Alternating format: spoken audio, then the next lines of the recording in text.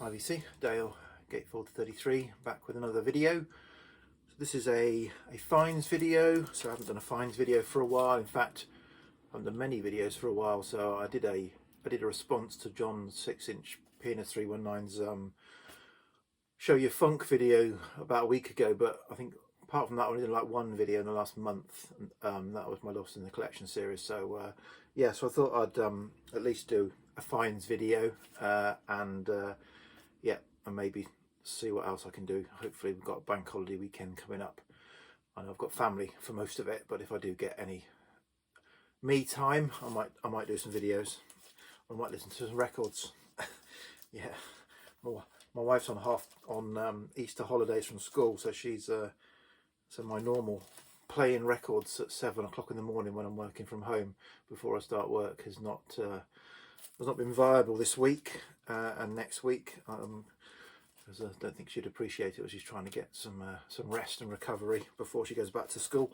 Right. Anyway, on with the fines, and a number of these are kind of related to things I've seen on other VC vids that have piqued my interest, and I've ended up buying records partly due to that, so I'll explain. So start with one that's probably directly triggered. I've been triggered by George, Scott Spinner 1. So George showed this, I think, in his last fines video. This is the Alice Coltrane Journey in Satchidananda. So I've had a kind of digital rip of this, a poor quality digital rip of this for several years. Nothing on vinyl, nothing at all by Alice Coltrane on vinyl, to be honest. And this was probably where I was going to start. So yeah, George got me interested, so I did some research, and this is kind of like a reasonably priced audiophile, you know, if you like, analog kind of mastered, that was, you know, not too bad, 30 odd pounds. So yeah, I thought, well, so that's an opportunity for not too much money to delve into Alice Coltrane. So yeah, haven't listened to this yet, so looking forward to that. Another album I haven't listened to this record, but I have listened to the album digitally. So Rob Ison showed this again on his last fines video, and Lancome is again a bit like Wet Leg in the last year or so, dropped heavily into my Instagram feed. I must be, obviously, if you like, following the right kind of other Instagram feeds and channels to get this to drop. This has been heavily pushed like Wet Leg was in my Instagram. So I was tempted, and then you know, yeah, tempted to kind of explore this, and then Rob showed it and kind of said a bit more about it, which piqued my interest even more. So I streamed it on Spotify. I was, you know, that evening that Rob showed it, I streamed it on Spotify with the intention of just giving it a listen, and ended up listening to the whole album all the way through, and just thought, yeah, this is right up my street. So I ordered the record. Again, I haven't listened to it yet, but I have heard the album. Okay, continuing. So last year, Pete, Sounds from the West Coast, showed a record that, again, I went, ooh, that's my kind of thing, and I stuck it on my Bandcamp wish list, and then eventually earlier this year I pulled the trigger. So this is a comp. So yeah, Pete back making a video the other day as well, which is good to see. Hope all's well with you, Pete. Good to see you back. Yeah, Pete showed this Circle's End 18 Dutch folk pop dreams 1968 to 1973. So it's some sort of obscure folk pop, folk psych, potentially, singles, Dutch singers, almost from memory, almost entirely singing in English. I've played this a couple of times. Really enjoyed it. So I listened to it on Bandcamp quickly, and I put it on my wish list. Can't buy everything, but eventually thought, no, I want that, and I had to order it from Italy. it's on Misty Lane, which is an Italian-based label or Bandcamp site, and I ordered it from Italy and got, what did I get? Number 491. It might be a 500, so I don't know if there's any more left, or whether everyone's going to be getting 499 if they've got one that. But anyway, yeah, really, really good. Highly recommended. Thanks for the tip off, Pete. Okay, this next one is an indirectly influenced, I would say. So it must be more than a year ago, must be more than a year ago, if not getting closer to 2 years ago, Randy over in the US had a contest. I entered the contest, and when I enter contests that VC members have, I do it to support the channel, and and also, if the theme and the questions kind of pique my interest. I don't do it to win the prize, and assume I never will anyway. And I happened to win this, which kind of flummoxed me a bit. So I asked Randy if he would donate the winnings to a charity, which he kindly did. But part of the prize was going to be, Randy was going to send the winner a record that he thought, based on their videos, that they would enjoy. So I said to Randy, well, I don't want you to send me a record from the US. So you tell me the record and I'll go and try and find it. So he came up with a couple of suggestions, which I happen to already have. So I dropped a very, very heavy hint that, no, you want to tell me to get this record, a record that I was going to search for. And so that was 18 months, probably 2 years ago. And I have been on the lookout for this record, but I wanted to find the right one. And so I've been patiently looking for the right one. And then at the last record fair I was at, my patience ran out and I may have not got the right one in the end. This one might not be the one. Let me just put these down because it's going to slide off my knee. So this is the record in question. Black Sabbath Volume 4, which is the only Black Sabbath album I don't have on vinyl in their first sort of 6 of the kind of Aussie first period of Black Sabbath. This is the only one that's missing. In fact, I don't have it on any physical media. I have a kind of MP3 rip of it.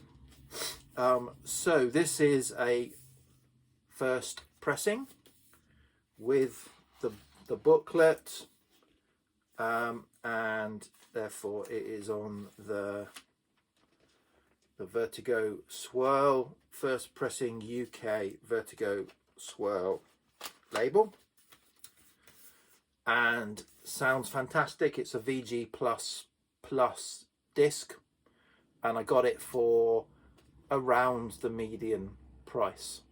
So ticks, tick, tick, tick, tick.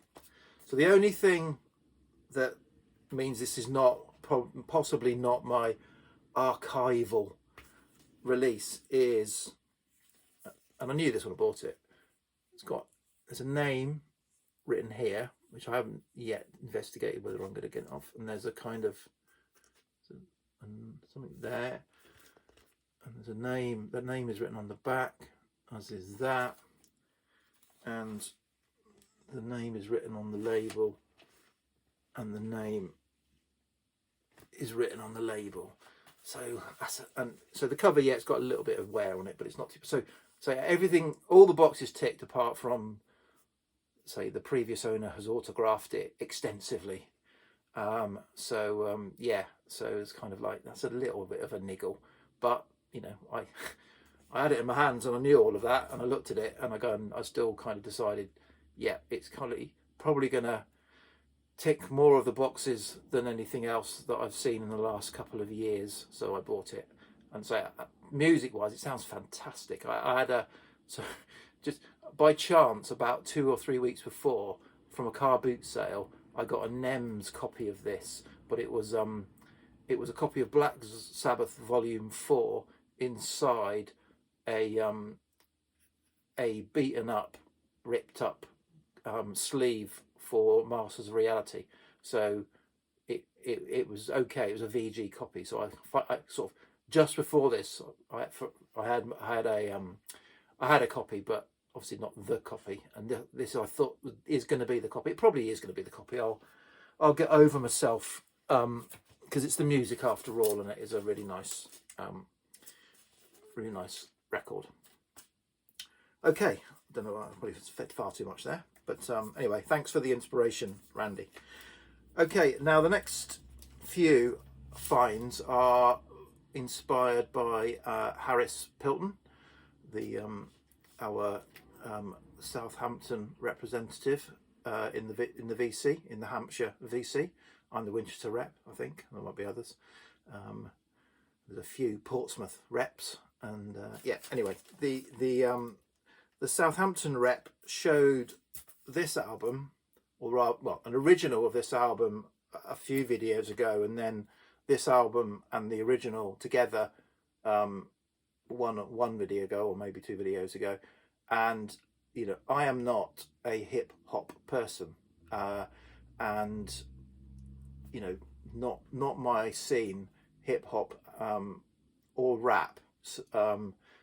Yeah, so it was sort of, yeah, both my kids were into rap music when they were sort of teenagers. I think almost partly inspired by, as angsty teenagers, you know, Dad, do you like rap music? You know, because they knew I like lots of music, lots of different music, and I've influenced them with lots of music over the years, which has formed them as they are, as a dutiful parent. But they, you know, as teenagers, Dad, do you like rap music? No. Okay, we're going to get lots of rap music and play it really loud to annoy you, which they did. But anyway, so I've never really been into hip hop, but you know, the likes of De La Soul, I knew the singles from this from back in the day, and enjoyed them.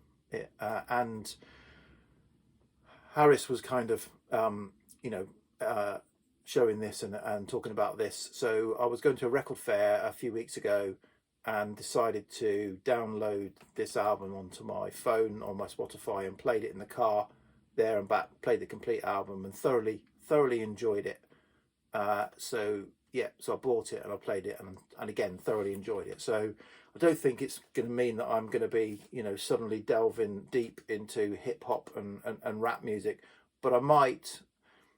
So I've been big on the Bob Stanley, Pete Wiggs compilations that go out on Ace recordings, Ace Records, and they did do one that was this kind of hip hop related called Daisy Age. So I may actually go, and that was one I passed on because I thought, well, that's not my thing. I'm not going to buy, you know, although I avidly follow all of Bob Stanley kind of compilation releases, I wasn't going to buy this if I didn't like the music. But now, you know, Daisy Age is kind of what this is around. I might delve into that. Okay, and then another kind of angle that Harris kind of tends to cover is the 12-inch single of songs that he really likes. And yeah, that's kind of recently I've kind of been sort of following that vibe as well. You know, if I go to a record fair now, I will kind of, you know, look through the 12-inch boxes, which I previously wouldn't necessarily have done. I've got, you know, probably about 100 12-inch singles that I've picked up, either had from back in the day or picked up from boot sales. So I have, so the last record fair, this was available, and I remember Harris showing this Visage Fade to Grey. This, I mean, the cover's a little bit beat on this, but this was only £2, and this is quite hard to get hold of. So for £2, the vinyl's fine, airplay is absolutely fine. So yeah, this is a song that I like from the 80s. One of my, I'm a sort of, you know, child or teenager or coming of age or whatever it is. You know, I was in my late teens and 20s in the 1980s. So this is something that I enjoyed, and so picked that up. And then kind of off of Discogs, I actively sought out a couple of missing Kate Bush 12 inches. So this woman's work and Big Sky, even though I didn't really need them because I've got the vinyl box set that has these all of the 12-inch mixes and B-sides on albums. But I thought, no, I want to have the 12-inch singles, so I bought them. Okay, just 3 other things to go now that kind of aren't VC inspired. So yeah, so lots of people have been showing, or a number of people have been showing the 50th anniversary kind of releases of Pink Floyd's Dark Side of the Moon. So I had no interest in the box. I looked at the content and thought, no, I've got a lot of that content and it's an awful lot of money for something that I don't need.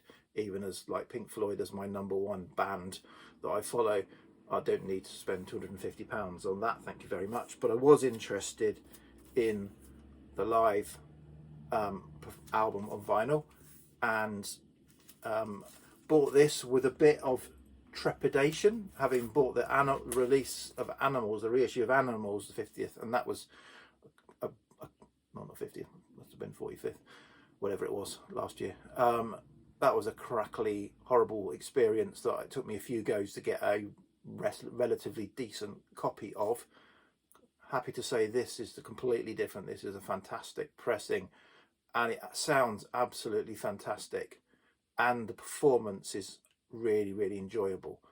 It's a slightly different take, although it's a kind of full run through of the album. It's a slightly different, obviously, experience to the studio album. And you know, to be honest, even though I'm a massive Pink Floyd fan, Dark Side of the Moon is an album that I could say, you know, if you put a gun to my head, I could say, yeah, I never need to listen to it again in my lifetime. Thank you very much. You know, I've got all these hundreds and thousands of records. I don't need to listen to Dark Side of the Moon, and I know I've heard it enough. But this was different and, you know, fresh. And so, again, in the future, if I have a craving for Dark Side of the Moon, it may actually be this that I reach for first, rather than one of my 3 copies of the studio album that I no longer need to listen to. Anyway, moving on. I think there's another 2 in there as well. 5 copies of the studio album, and the immersion box set, and the 3 CD versions I've got, and the cassette. But anyway, I don't need to listen to it again. Sorry. Moving on. So I showed an album by this artist, Hologram People. I think in my last Finds video, I showed a kind of, you know, an imaginary soundtrack that they'd done, horror soundtrack that's fantastic. And this album came out last year, and I slept on it, and when I went to get it on their Bandcamp site, it had sold out, or on the label's Bandcamp site, it had sold out. And so kind of I was a bit annoyed, because I have their debut on CD and I had the most recent on vinyl, and this was in between and I didn't have it. So what I ended up doing was I did end up looking on Discogs and found a record shop in the UK that had it at a, you know, probably at retail price, because once it's sold out at limited press, it seemed to start, then people were asking silly money for copies of it. But I got this at kind of a sensible price, and yeah, really happy. Again, another fantastic kind of, it's, what is it, Hologram People Return to Chapel Perilous original motion picture soundtrack. So it's another sort of funky library jazzy soundtracky, imagined soundtrack, I think. And this is on the Dreamlord recordings, and I had a double comp from them last year, which is why I'm surprised why I missed out on this. And the Hologram People featured quite heavily on it, as did another artist, but I'll say more about that another day. So yeah, really happy to pick that up. And then finally, an album that I pre-ordered that I got on release, that I've only played the once, although I have streamed it, and yeah, it's interesting. So this is the debut album by the supergroup Boy Genius. So the Boy Genius are Julian Baker, Phoebe Bridgers and Lucy Dacus or Dacus. So 3 female female US and Canadian maybe, or certainly 3 female singer-songwriters, and form this supergroup. And yeah, so I pre-ordered this. So they bought an EP out a few years ago, maybe 2019 I want to say, which I bought and enjoyed. And since then I've kind of heard a bit of Lucy Dacus and Julian Baker on comps, but not bought anything. I was tempted by Lucy Dacus last time, but I didn't buy it.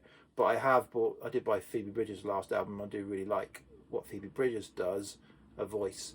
So yeah, so I bought this, and it works really well. I'm still absorbing it. Although I was in the car yesterday evening going to collect some food, a food shop, and the song "Not Strong Enough," which I think was a single, came on, and I did find myself turning it right up. So this is kind of, I don't know, angsty indie singer-songwriter music, and yeah, I kind of like, I'm not the demographic for this, I don't think.